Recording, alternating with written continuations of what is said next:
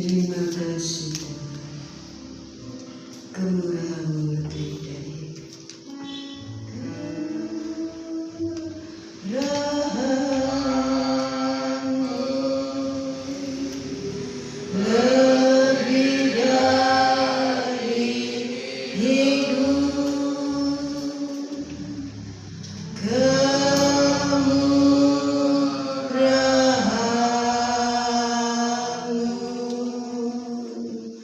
lebih dari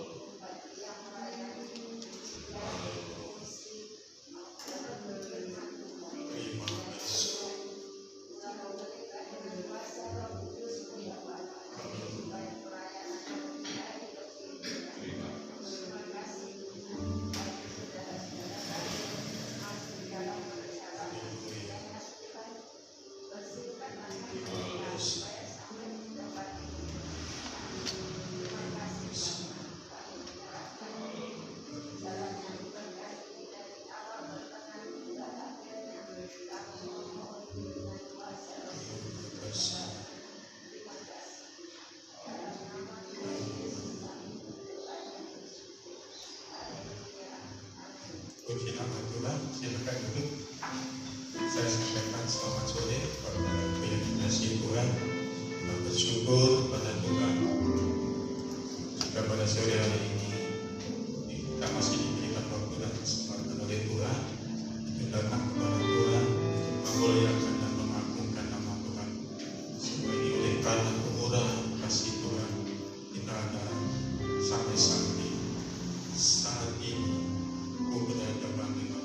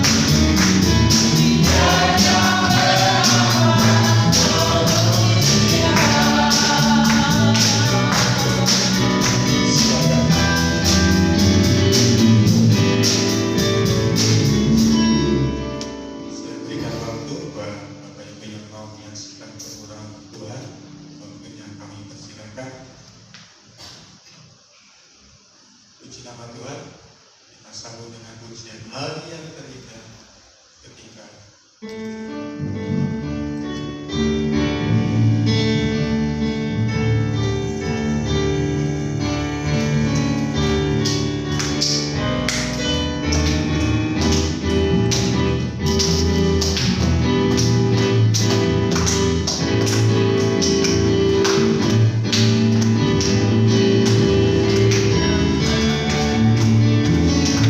Hari yang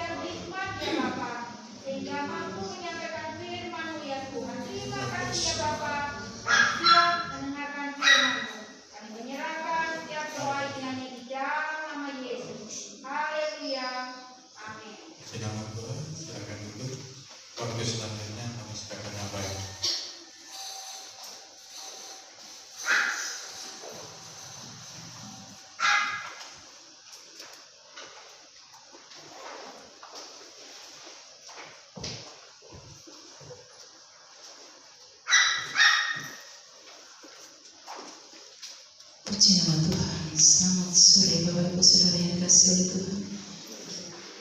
Suatu kebahagiaan sendiri yang kita rasakan kalau ada beberapa saudara-saudara kita di tempat yang lain sampai saat ini mereka masih belum bisa beribadah kepada Tuhan karena keadaan yang belum memungkinkan. Tapi suatu kebahagiaan kalau kita masih diberikan kesempatan oleh Tuhan untuk bersama-sama datang mencari hadirat Tuhan. Ada sukacita saat sore hari ini Bapak Ibu. Puji Tuhan. Kita sudah banyak muji dan besarkan nama Tuhan. Saat ini tidak terasa ternyata sudah di penghujung tahun 2020. Ya, memasuki bulan Desember dan sebentar lagi kita akan merayakan Natal. Sebenarnya Natal itu setiap hari ada dalam setiap kehidupan kita. Yesus lahir dalam setiap kehidupan kita bukan hanya pada bulan Desember, tetapi setiap saat. Asalkan kita mau mengundang Dia. Akhir zaman sangat penting kita memiliki hati yang bersih. Ya, saat sore hari ini saya akan berikan judul milikilah hati yang bersih. Saat ini kita perlu sekali memiliki hati yang bersih. Ya, saya sendiri tidak mengerti mengapa saya harus menyampaikan seperti ini. Beberapa hari saya belajar mencari apa yang harus saya sampaikan, tetapi Tuhan memberikan jawaban. Mungkin ini adalah untuk kita semuanya supaya kita dibimbing oleh Allah untuk memiliki hati yang bersih. Orang yang memiliki hati yang bersih yang akan mengalami kebaikan Tuhan, yang akan mengalami kemurahan Tuhan. Coba kita baca Mazmur 73 ayat 1. Mazmur 73 ayat 1.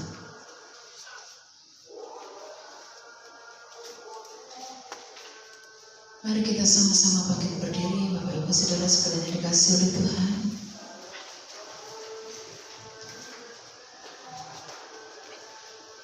Kita akan baca bersama-sama Mazmur 73 ayat 1, 2, 3. Mazmur Asaf.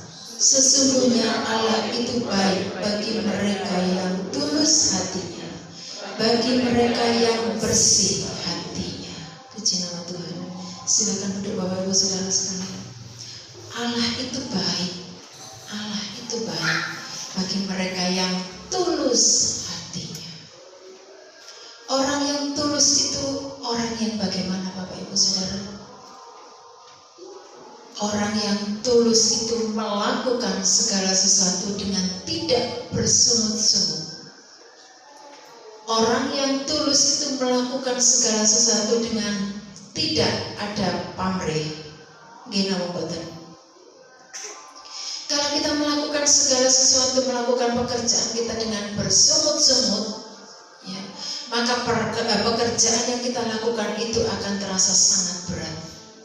Tetapi kalau kita melakukan dengan tulus, dengan ikhlas, dengan sukacita, maka kita akan menjalaninya dengan rela hati. Ya, kita akan menjalaninya dengan mudah. Sama saja saat kita mau berangkat pergi kerja, kalau kita sudah ada beban di dalam hati kita, maka dengan sungut-sungut di dalam hati kita, maka tidak ada ketenangan. Tetapi kalau dengan ikhlas, dengan rela hati, maka ada sukacita. Coba kita buka Mazmur 24 ayat 3. Mazmur 24 ayat 3.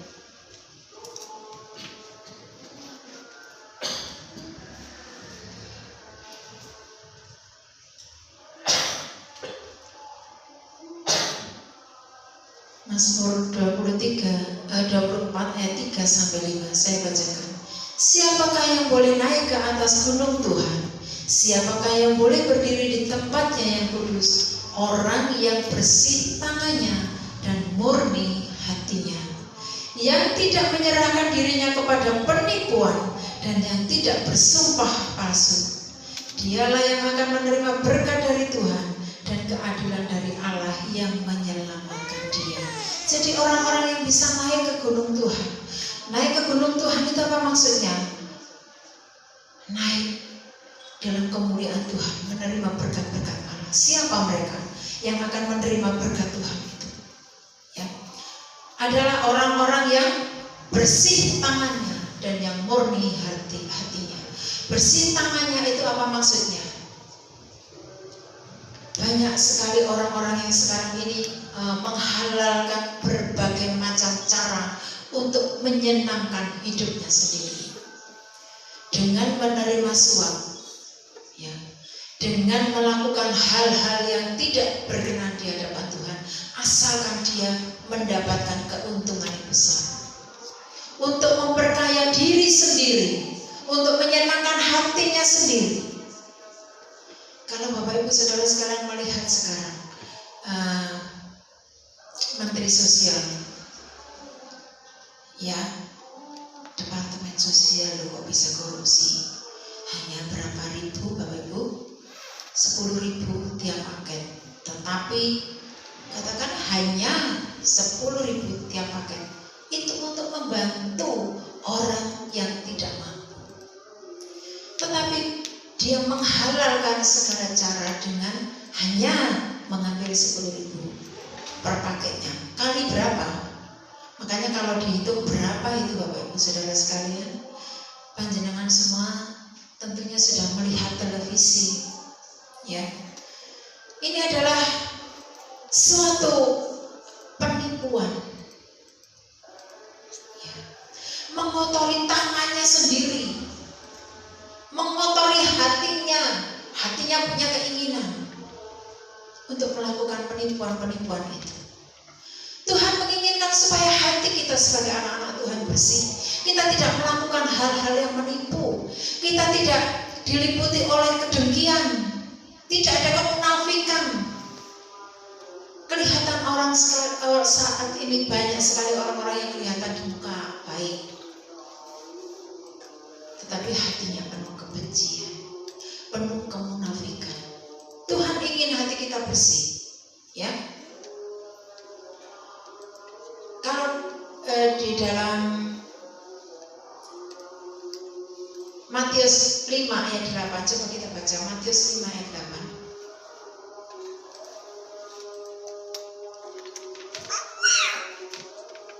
Matius 5 ayat 8, berbahagialah orang yang suci hatinya, karena mereka akan melihat Allah.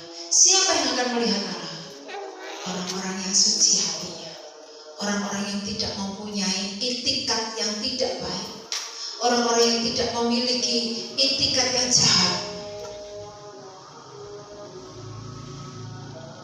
Kelihatan rajanya senyum-senyum kalau melihat, tetapi ternyata ada kedengkian. Tuhan tidak mau. Tuhan tidak mau.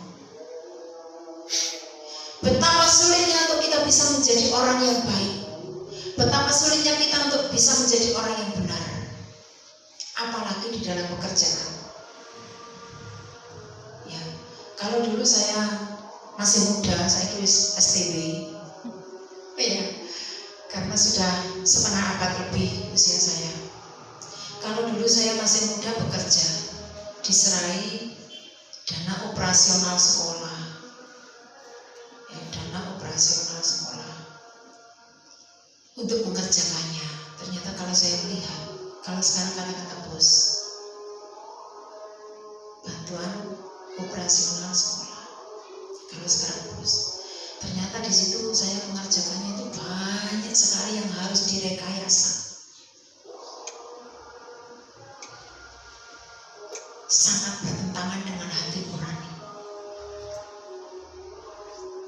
Ya, katakanlah seperti globe, peta di sekolah itu harus dibeli berapa kali, padahal siji nggak ganti-ganti, tetapi harus membeli peta, membeli globe dan sebagainya. Sangat bertentangan sekali dengan hati nurani. Tetapi saya di situ diserai tugas untuk mengerjakannya. Saya katakan, Tuhan, hanya Engkau yang tahu. Sangat bertentangan, tetapi bukan saya yang bohong. Saya disuruh mengerjakan saja. Saya disuruh ngetik, disuruh laporan. biar saja yang bertanggung jawab kepala sekolah. Kepala sekolah juga kan mendapat tuntutan dari atasan. Setelah itu ada guru baru di sekolah saya, kemudian saya memang sangat bertolak belakang kan Bapak Ibu. Saya ngomong kepada kepala sekolah beberapa waktu yang lalu itu, saya sudah minta tolong Bu supaya di ini dikerjakan orang lain saja, jangan saya, karena saya mengajar di kelas 6 tidak bisa Bu. Karena waktu itu yang bisa ngetik manual itu loh Bapak Ibu, yang bisa ngetik itu saya ya, jadi Ibu yang harus mengerjakan gitu. Kemudian ada guru baru, saya buat alasan, Bu minta tolong ya, terus terang saja saya keberatan kalau saya ngajar di kelas 6 dengan disuruh mengerjakan administrasi seperti ini. Terus maunya Bu Yohana apa? Mengerjakan administrasinya apa mengajar? Saya pilih mengajar Bu, tolong administrasi ini diserahkan kepada guru baru. Puji Tuhan Bapak Ibu Saudara sekalian, diserahkan kepada guru yang baru. Saya rasanya angkat tangan saya, Tuhan terima kasih. Saya tidak berkecimpung lagi dalam hal yang untuk merekayasa hal seperti itu. Lah ini ada yang memegang pos itu, teman saya mau pensiun. Kemudian karena harus diserahkan kepada PNS, saya disuruh mengerjakan untuk kedepannya. Saya katakan kepada kepala sekolah, saya sudah mau pensiun juga Pak. Saya tinggal 2,5 tahun pensiun. Tolong sisa saya untuk waktu untuk menjelang pensiun saya jangan diserahi hal-hal seperti itu Bu, tapi yang harus pegang itu PNS. Ada kan Pak PNS yang satunya, biar saya saja Bu, tolonglah Ibu yang teliti, tidak, tolong yang satunya saja. Saya takut sekali Bapak Ibu, banyak sekali penyelewengan. Bukannya penyelewengan apa ya, itu memang harus dituntut dari atasan seperti itu ya, dan harus dikerjakan ya, sudah harus dikerjakan. Tapi saya sekarang rasanya waduh kapotan saya kalau disuruh seperti itu ya. Berbahagialah orang yang suci hatinya. Kalau orang mengatakan sok suci, sok bersih, tidak, tetapi mari kita belajar untuk hidup benar di hadapan Tuhan. Mari kita belajar untuk tidak membohongi. Mari kita belajar tidak melakukan penipuan. Tetapi mari kita belajar untuk hidup tulus, kudus, murni. Apa yang kita lakukan murni di hadapan Tuhan. Kalau saya sekarang hanya mengajar bersyukur, sekali saya bersyukur. Kalau ada teman saya yang sekarang ini akan gurunya yang masuk sekolah, muridnya tidak masuk sekolah, hanya gurunya. Itu saja ada teman saya yang 1 minggu itu pasti ada bolongnya 2-3 hari tidak masuk sekolah. Tetapi saya katakan, Tuhan terima kasih. Saya mendapatkan pekerjaan ini, sulit saya untuk mendapatkan pekerjaan. Saya tidak akan bermain-main dengan apa yang Tuhan sudah berikan kepada saya. Karena itu adalah anugerah. Itu adalah kemurahan Tuhan, berkat Tuhan. Maka saya lakukan dengan tulus hati, dengan ikhlas. Kalau saya tidak berkepentingan sekali atau kalau saya tidak sakit, saya tidak pernah tidak masuk sekolah. Ya, saya berikan contoh kepada teman-teman yang masih GTT itu, ayo, bismillah, berkat Tuhan itu akan diberikan asalkan kita melakukannya dengan ikhlas. Lakukan pekerjaan itu dengan ikhlas, pasti nanti akan diangkat. Saya katakan, saya berikan pembohongan ya. Mari kita menjaga hati kita. Kita menjaga hati kita dengan penuh kewaspadaan. Coba kita baca Amsal 4 ayat 23. Amsal 4 ayat 23.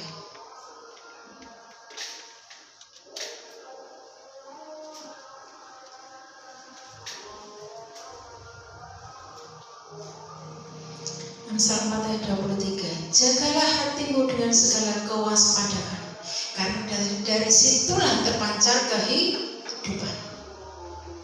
Ya, betapa sulitnya ya hati kita untuk waspada, hati itu betapa sulitnya. Dari situlah akan terpancar kehidupan. Orang yang mengatakan sesuatu jeplos itu sudah dipikir Bapak Ibu. udah keluar dari hatinya. Karena dia sudah di hatinya ada ini. Ya. Misalnya saja sekarang berselisih paham dengan orang. Karena berselisih paham dengan orang itu karena di hatinya ada itu ceplos, tidak akan bisa diulangi lagi. Ya itulah yang pertama yang kamu katakan, itulah yang keluar dari hatimu yang sesungguhnya. Kalau orang itu berusaha, oh iya aku masalah, ya itu yang sebenarnya yang keluar dari hatinya. Ya, oleh sebab itu mari kita menjaga hati kita. Kita mau menjaga hati kita. Ya, hati kalau tidak dipelihara akan menimbulkan pikiran yang jahat. Akan menimbulkan pikiran yang jahat. Selalu mempunyai prasangka yang buruk kepada orang. Kalau kita tidak bisa menjaga hati. Penyakit hati yang perlu diwaspadai itu adalah tinggi hati. Apa sih tinggi hati itu? Sombong. Ada orang yang mengatakan, lek gak karena aku gak akan jadi. Kalau di sekolah misalnya di pekerjaan ada sesuatu, itu sih gak aku gak. Kalau bukan saya gak akan jadi. Itu sudah ada penyakit tinggi hati atau sombong. Kemudian penyakit yang berikutnya adalah kecewa. Ya. Bapak Ibu pernah merasakan suatu kekecewaan? Setiap orang pasti pernah merasakan kekecewaan. Tetapi jangan dipelihara kekecewaan, sakit hati, tinggi hati, sombong, angkuh. Jangan dipelihara. Bagaimana cara meninggalkan semuanya itu? Kita dengar-dengaran firman Tuhan, kita menurut firman Tuhan. Karena firman Tuhan itu selalu baik. Firman Tuhan itu adalah nasihat buat kita yang selalu baik. Tidak ada firman Tuhan yang menjerumuskan kita. Tidak ada satupun firman Tuhan yang ingin mencelakakan kita. Tidak ada. Mari kita belajar. Mari kita belajar. Ya. Kecewa, tinggi hati, ya, putus asa, tawar hati, ada kepahitan. Kepahitan itu bagaimana? Rasa mangkal yang dipelihara, rasa tidak suka dengan orang yang selalu disimpan dalam hati. Ketemu saja moh aku masno, males aku. Itu pernah menyakiti hati saya. Itu kepahitan, Bapak Ibu Saudara sekalian. Buat apa kita pelihara? Saya sekarang kalau disakiti orang gitu ya, hati saya disakiti orang, saya katakan, Tuhan ampuni dia. Semua bukan urusan saya. Saya bersyukur dia sudah menyakiti hati saya. Dengan dia menyakiti hati saya lebih bertekun mendoakan dia supaya diampuni dosanya. Supaya dia tidak berbuat hal seperti itu lagi. Ya, saya bersyukur. Ya. Kalau tidak ada kerikil-kerikil dalam hidup kita, kita tidak akan hati-hati. Kita berjalan, kalau tidak ada batu di depan kita, kalau tidak ada sandungan di depan kita, kita tidak akan hati-hati. Justru dengan ada kerikil-kerikil, dengan ada batu-batu yang ada di depan kita, kita akan berhati-hati berjalan. Begitu juga dengan ucapan kita, perkataan tingkah laku kita, perbuatan kita. Kita mau belajar berhati-hati. Apakah ada contoh tokoh orang yang di dalam Alkitab, tokoh orang yang tidak baik hatinya? Ada enggak? Ada. Banyak. Contohnya Kain. Mengapa Kain membunuh Habil? Karena hatinya tidak baik. Hatinya penuh iri hati, penuh kedengkian. Apa persembahan Habil diterima oleh Tuhan, sedangkan persembahan saya tidak? Saul kepada Daud, mengapa Daud bisa mengalahkan musuh sekian banyaknya, sedangkan saya tidak? Akhirnya timbul rasa benci kepada Daud untuk membunuhnya, berusaha untuk membunuhnya. Herodes, kalian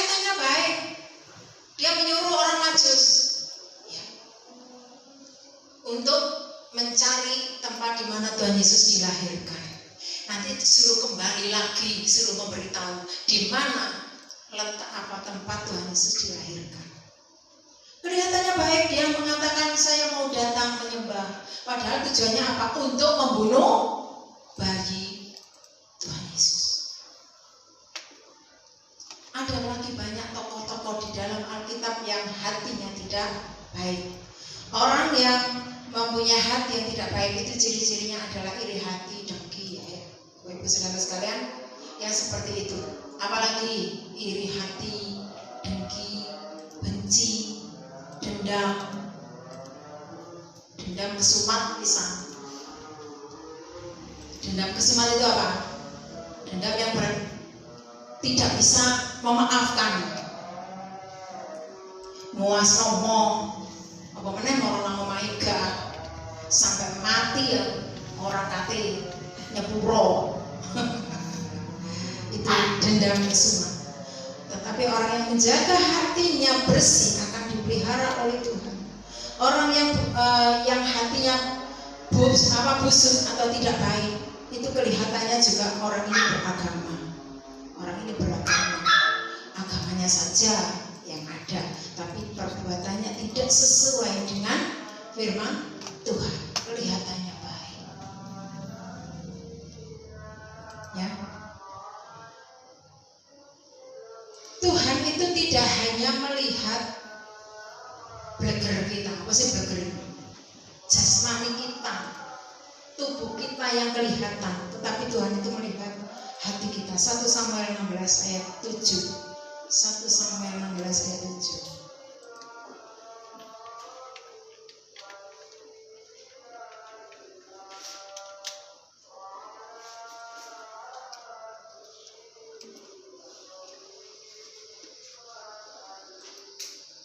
Ini adalah waktu Daud diurapi menjadi raja. Ya. Kalau hanya dilihat, alah cilik, ndek cilik ngono ae gak kira dadi raja, ya.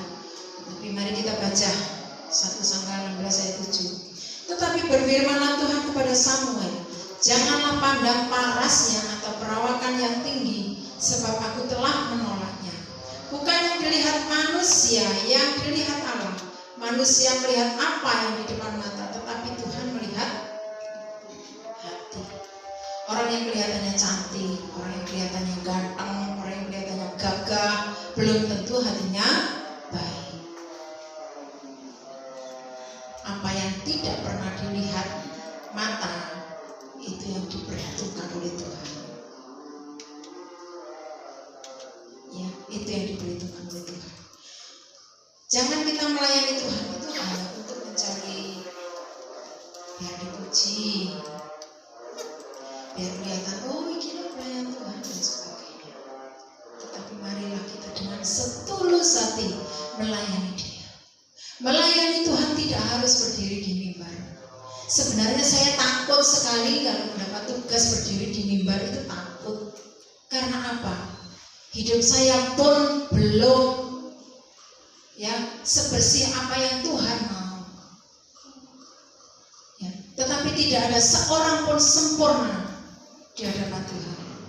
Tetapi mari kita belajar. Ya, saya takut sekali sebenarnya berdiri di mimbar itu takut. Ya, kalau dikatakan aku melayani Tuhan tidak harus di sini, Bapak Ibu Saudara sekalian. Kita menolong saudara kita yang kesusahan, tetangga kita yang kesusahan, itu juga sudah melayani Tuhan. Ya, kita senyum, menunjukkan senyum setiap ketemu dengan orang. Tidak jalan sendiri, senyum sendiri, tidak seperti itu. Tetapi kita jalan, senyum, menegur orang.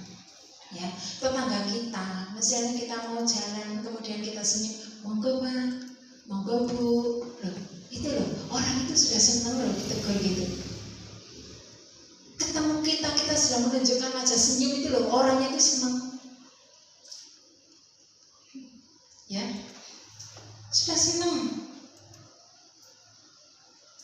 Saya saja kalau pulang dari kerja kemudian melihat anak saya bukan lawang ambil senyum, monggo senang. Tapi lo bukan lawang ambil, aku rasanya dia. Gitu. Ya, hanya senyum itu loh sudah membawa berkat, menyenangkan hati orang lain. Bapak Ibu Saudara sekalian, kalau begitu, kalau ada tokoh yang tidak baik, pastinya ada tokoh yang baik. Siapa tokoh yang baik? Salah satu contohnya adalah Yusuf. Kita baca Matius 1 ayat 18. Matius 1 ayat 18 sampai 20. Matius 1 ayat 18 sampai 20. Saya bacakan. Kelahiran Yesus Kristus adalah seperti berikut. Pada waktu Maria ibunya bertunangan dengan Yusuf, ternyata ia mengandung dari Roh Kudus sebelum mereka hidup sebagai suami istri. Karena Yusuf suaminya seorang yang tulus hati dan tidak mau mencemarkan nama istrinya di muka umum, ia bermaksud menceraikannya dengan diam-diam. Tetapi ketika ia mempertimbangkan maksud itu, malaikat Tuhan nampak kepadanya dalam mimpi dan berkata, Yusuf, anak Daud, jangan engkau takut mengambil Maria sebagai istrimu, sebab anak yang di dalam kandungannya adalah dari Roh Kudus. Bapak Ibu Saudara yang dikasihi oleh Tuhan, Yusuf termasuk salah satu tokoh yang baik. Ternyata dia tulus mau menerima Maria dengan apa adanya setelah mendengarkan suara malaikat berbicara kepadanya. Ya, menurut mendengar, menurut melakukan, menerima Maria dengan apa adanya. Memang secara manusia kalau dipikir lah, wong iki lho mari teko omahe dulure. Ya, Maria itu dari rumah Elizabeth. Teko omahe dulure. Mulai-mulai kok meteng. Gitu ya, kok hamil. Terus aku kongkon menikahi dia. Ya kata, secara manusia siapa yang mau? Gak akan mau. Tetapi Yusuf adalah orang yang mendengar suara Tuhan melalui malaikat Tuhan. Ya. Dia tulus, jujur, tidak ada niat jahat, mau menerima Maria, keadaan Maria. Ya. Tidak membalas dendam, alah pemono, pegelang gede.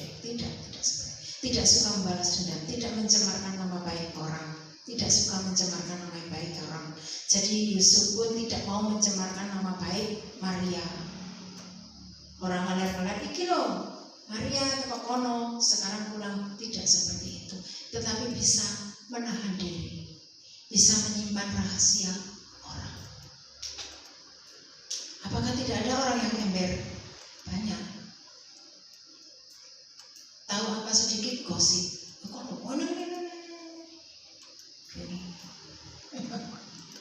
Wah, mau ketemu kok beko ini terus saja. Dari mulut ke mulut. Ya. Mari kalau kita dikatakan firman Tuhan, kita harus cepat mendengar tetapi lambat untuk berbicara. Mendengar. Biar kita mendengar apapun juga, jangan kita langsung roasting ini dan sebagainya. Ya, kita mau belajar menurut atau taat kepada firman Tuhan. Kita mau seperti Daud. Nah, kita mau seperti Daud yang bagaimana? Daud yang hatinya sudah dia merasa kotor di hadapan Tuhan karena dia mengambil Batseba, istri Uria. Dia merasa berdosa, tetapi dia minta ampun kepada Tuhan. Apakah tidak ada kita di antara kita yang tidak berdosa? Mungkin hati kita, pikiran kita, mungkin kita punya unek-unek. Kita nono bakal saya akan melakukan ini sama kamu, saya akan melakukan itu sama kamu dan sebagainya. Punya rencana-rencana yang jahat, punya rencana-rencana yang tidak baik. Saat ini Tuhan mau kita minta ampun kepada Tuhan. Kita mau supaya Tuhan mentahirkan hati kita. Coba kita baca Mazmur 51 ayat 12. Mazmur 51 ayat ayat 12. Monggo saya dapat, saya minta tolong satu orang.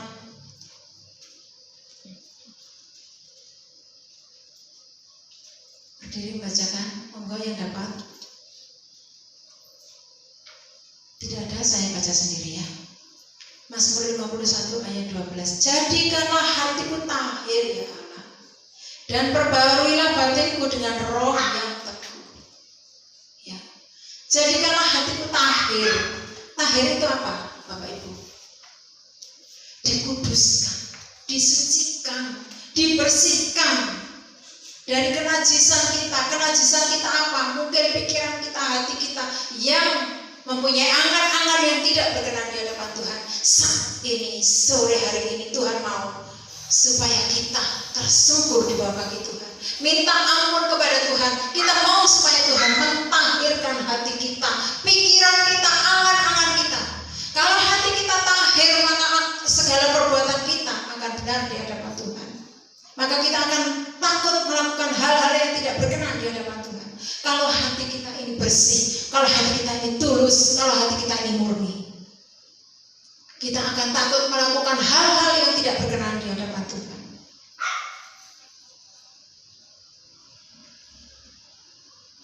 Puji Tuhan, Bapak Ibu Saudara sekalian yang dikasihi oleh Tuhan. Tuhan mau supaya kita mau meminta ampun kepada Tuhan. Kita tersungkur di bawah kaki Tuhan. Kita minta ampun kepada Tuhan. Kita mau, Tuhan mau supaya kita menyucikan hati kita. Minta kepada Tuhan supaya Tuhan memberikan hati yang bersih, mentahirkan hati kita. Ya. Kalau kita tidak mau mengampuni orang lain, kalau kita tidak ada kekudusan, kita tidak ada kesucian, tidak ada kebersihan hati kita, masih ada rasa yang tidak suka kepada orang lain, masih ada rasa kebencian, masih ada rasa dendam, masih ada rasa dengki kepada orang lain, masih ada rasa iri hati kepada orang lain. Walaupun kita berdoa, puasa sekalipun sampai lutut kita lecet, Tuhan tidak akan menjawab doa kita. Tuhan tidak akan mengabulkan doa kita. Kalau masih ada kebencian itu dalam hati kita, kalau tidak ada pengampunan di dalam hati kita kepada orang yang sudah menyakiti hati kita, yang sudah menyakiti kita secara lahir batin, Tuhan tidak akan berkenan atas hidup kita. Walaupun kita setiap minggu, setiap jam, setiap detik kita berdoa kepada Tuhan, tetapi kalau hati kita belum ada kesucian, belum mau mengampuni orang lain, maka Tuhan tidak berkenan atas hidup kita. Apakah ada ayatnya itu? Coba kita baca Markus 11 ayat 25, ayat terakhir. Markus 11 ayat 25.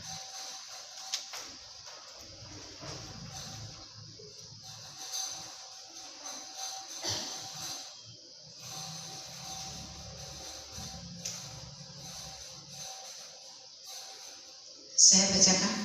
Dan jika kamu berdiri untuk berdoa, ampunilah dahulu sekiranya ada barang sesuatu dalam hatimu terhadap seseorang, supaya juga Bapamu yang di surga mengampuni kesalahan-kesalahan. Jadi kalau kita menghadap Tuhan, kita berdoa, harus kita mengampuni dulu kepada orang yang sudah bersalah kepada kita. Kita bukan orang yang suci, bukan orang yang benar. Kita juga punya salah kepada orang lain. Tuhan mau mengampuni kita. Tuhan mau menyucikan kehidupan kita. Tuhan mau mentahirkan kehidupan kita. Yang penting kita sendiri secara pribadi dengan Tuhan. Tuhan, saya mau mengampuni dia, tapi saya tidak mau melihat dia. Saya tidak mau ngomong sama dia. Bisa itu? Ya aku jadi sesatru kalau tidak mau menegur. Kalau kita mau mengampuni dia, kita mau memaafkan orang itu yang sudah menyakiti hati kita, kita mau menegur dia, kita mau menyayangi mereka, kita mau mengasihi dia. Walaupun dia sudah berbuat hal yang tidak baik kepada kita, kita mau memaafkan, kita mau mengampuni dia. Puji nama Tuhan. mari kita belajar untuk membersihkan hati kita. Kita tidak bisa melakukan itu sendiri, tidak bisa tanpa pertolongan Tuhan. Kita berusaha dan minta pimpinan Tuhan, maka Tuhan akan membentuk kehidupan kita. Tuhan akan membentuk hati kita, pikiran kita akan dikuasai oleh Tuhan. Kalau di dalam hati dan pikiran kita ada firman Tuhan, dikuasai oleh Tuhan, kita tidak akan punya inisiatif untuk mencelakakan orang. Yang ada di dalam hati kita adalah memintakan pengampunan orang itu yang sudah menyakiti hati kita.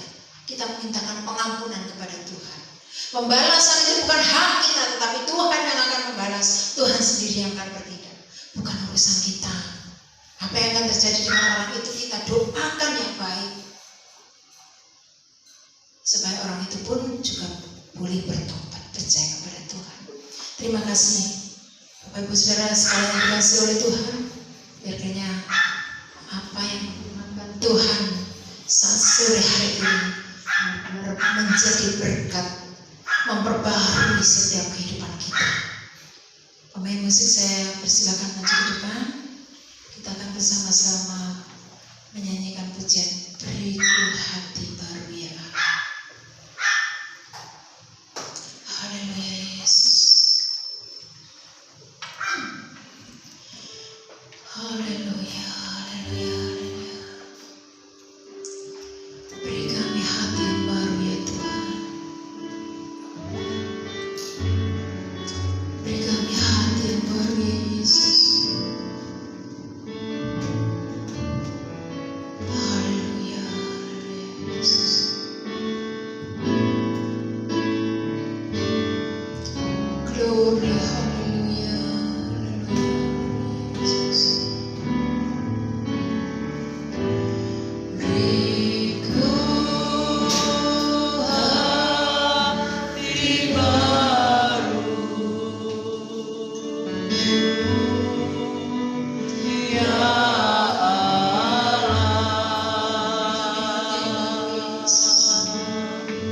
dan bangkitkan rohmu dalamku. Oh Yesus, beri kami hati yang baru ya Tuhan.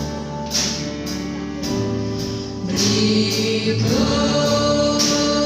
hati baru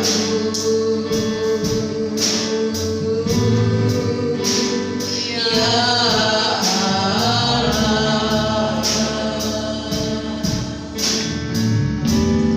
dan bangkitkan rohmu dalamku. Jagami hati kami Tuhan,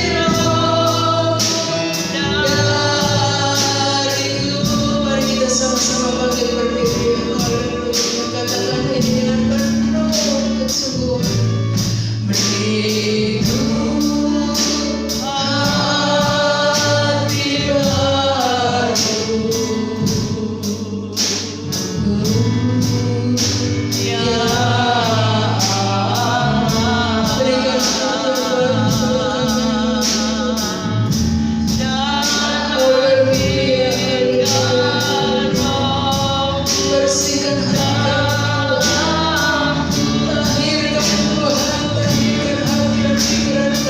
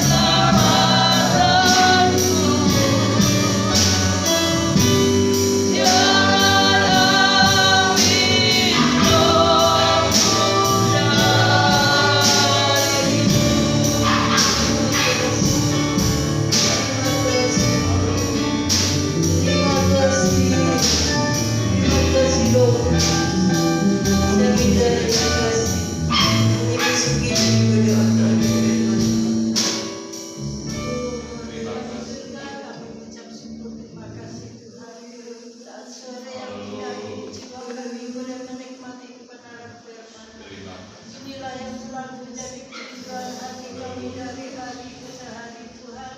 Kami rindu hidup kami dibaharui selalu Tuhan. Kami diubahkan oleh karena kebenaran firman. Karena kami rindu Tuhan melihat kemuliaan Allah nyata dalam kehidupan kami. Ajari kami terus untuk menjagai hati kami. Ajari kami untuk menjagai diri, tidak hati pikiran kami Tuhan. Kami rindu hanya kebenaran firman yang senantiasa ada di dalam kehidupan kami. Ajar kami Tuhan untuk selalu terus memberikan pengampunan Tuhan. Ajari kami Tuhan untuk selalu terus melaksanakan kebenaran firman. Karena kebenaran firman-Mu yang menuntun kami pada jalan kebenaran Tuhan. Terima kasih Tuhan, mampukan kami untuk menghadapi segala kehidupan ini Tuhan.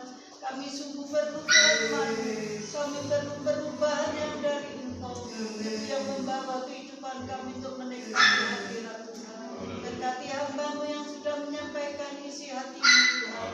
Engkau pakai hidupnya untuk senantiasa terus memuliakan Engkau, melayani pekerjaan-Mu yang Tuhan. Berkati kami semua yang hadir saat sore hari ini dengan berkat-berkat surgawi, berkat-berkat kekuatan yang baru yang dari Tuhan. Terima kasih Tuhan, terima kasih.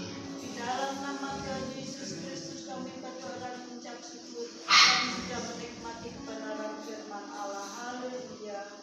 Amin. Tuhan, kita duduk. Tuhan, kita bersyukur sore hari ini. Tuhan mau kita di akhir tahun 2020 memiliki hati yang baru. Menginjak tahun 2021, kita memiliki hati yang baru. Bukan hanya tahunnya yang baru, tapi kita hidup kita harus diperbaharui.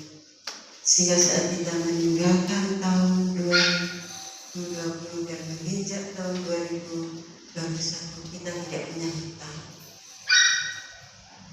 Kita tidak punya hutang sama Tuhan.